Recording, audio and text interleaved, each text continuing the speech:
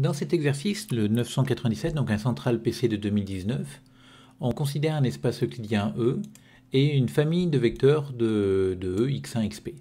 Et on s'intéresse à la matrice M, dont les quotients sont les produits scalaires de xi par xj, pour tout ij appartenant à un P. Donc c'est une matrice bien sûr de MP de R. Et dans la première question, on nous demande de démontrer que le déterminant de M est positif.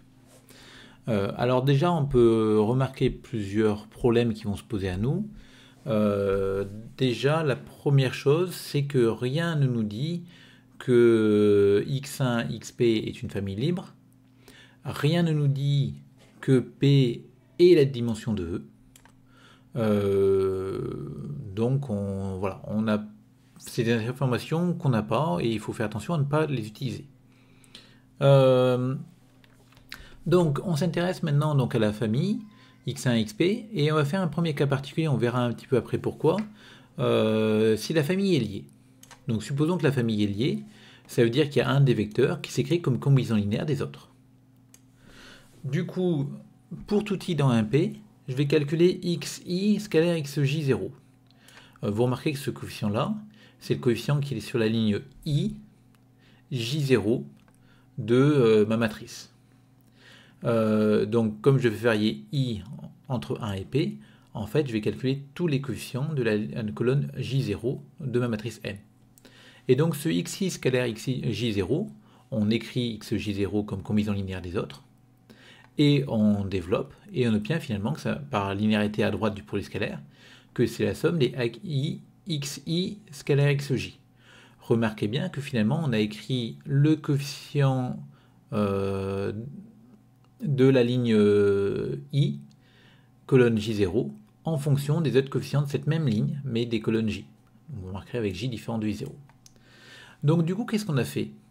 Comme cette relation-là est valable pour tout I dans un P, vous remarquez que le coefficient qui est là ne dépend pas de I d'ailleurs, on vient d'écrire que la colonne J0 va s'écrire comme combinaison linéaire des autres colonnes, avec ces coefficients à J qui reviennent. Donc vous pouvez vérifier, pour i égale 1, j'ai le coefficient de la colonne J0 en première position, donc première ligne, va s'écrire comme la somme de tous les autres coefficients de cette même ligne, avec les AJ, pareil pour les autres, donc on obtient cette combinaison linéaire. Donc du coup, la famille des vecteurs colonnes de M est liée, et comme elle est liée, on obtient que le déterminant est nul, donc il est positif. Donc maintenant, si la famille est libre, alors on va appliquer le procédé de Gram-Schmidt, et le procédé de Gram-Schmidt me dit qu'il existe une base orthonormée U1UP de F qui est égale avec de x1 xp. Donc j'ai appelé ça F. Bon, alors du coup, comme j'ai une base orthonormée, je peux décomposer chacun de mes vecteurs xj dans la base U1UP. Donc je vais obtenir des coefficients comme ça. Et finalement, si je regarde la matrice A, qui est la matrice dans la base U1UP de x1 xp, de la base de x1 xp, x1 il va s'écrire sous la forme, avec les écritures qu'on a là, A11 U1, plus A21 U2, plus etc., plus A2P, AP1 UP. Et pareil, et donc en fait on va obtenir une matrice A et J, où les A et J sont les coordonnées de xj dans la base.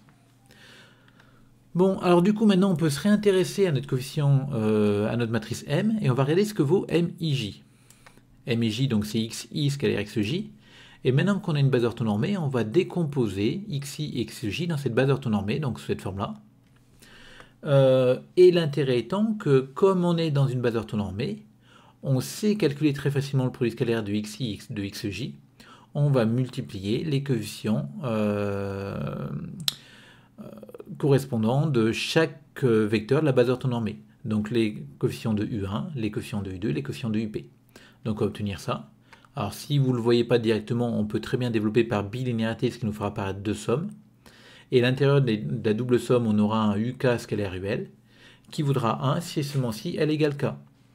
Donc en fait, dans la deuxième somme, on ne gardera qu'un seul terme, et du coup, la deuxième somme ne servira plus à rien, on n'aura finalement plus que la première. Donc en tout cas, on tombe sur la somme des AKI, AKJ, et ce AKI, AKJ, j'ai envie de voir ça comme un produit matriciel.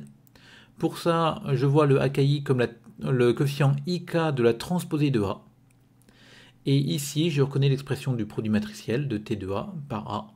Et donc, j'obtiens que MIJ, c'est T de A IJ. Comme c'est valable pour tout IJ dans MP, j'obtiens donc que M, c'est le produit matriciel de la transposée de A par A. Donc du coup, ici, je peux conclure, parce que le déterminant de M, ça va être le déterminant de la transposée de A par A. Donc c'est le déterminant de la transposée de A fois le déterminant de A. Et le déterminant de la transposée, c'est égal au déterminant de A. Et donc on obtient finalement det de A au carré, qui est bien positif, parce que det de A est un réel. Alors pourquoi avoir différencié le cas libre du cas lié? Une raison très simple pour ça. Là, j'ai pris une base orthonormée de l'espace vectoriel engendré. Imaginons que je n'ai pas la liberté. Ça veut dire que ma matrice que je vais obtenir, ma matrice A, ne sera pas carrée.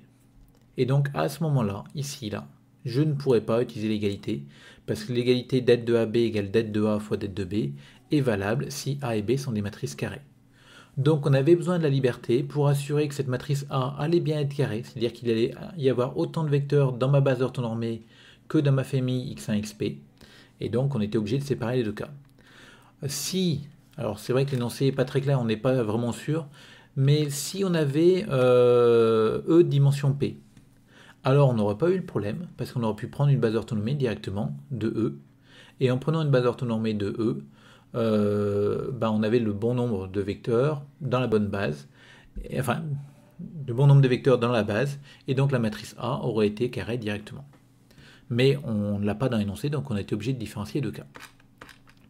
Donc ensuite, montrer que det de M strictement positif, c'est seulement si la famille x1, xp est libre.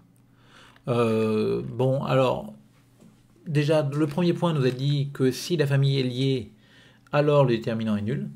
Donc si le déterminant est non nul, la famille est libre, par contraposé. Donc on a déjà ce point-là. Donc il ne reste plus qu'à faire l'autre point. Donc on va supposer maintenant que x1, xp est libre. Alors, x1, xp, comme elle est libre et génératrice de f, c'est une base de f. Et ma matrice A, du coup, c'est une matrice de changement de base. Donc comme c'est une matrice de changement de base, elle est inversible. Donc son déterminant est non nul.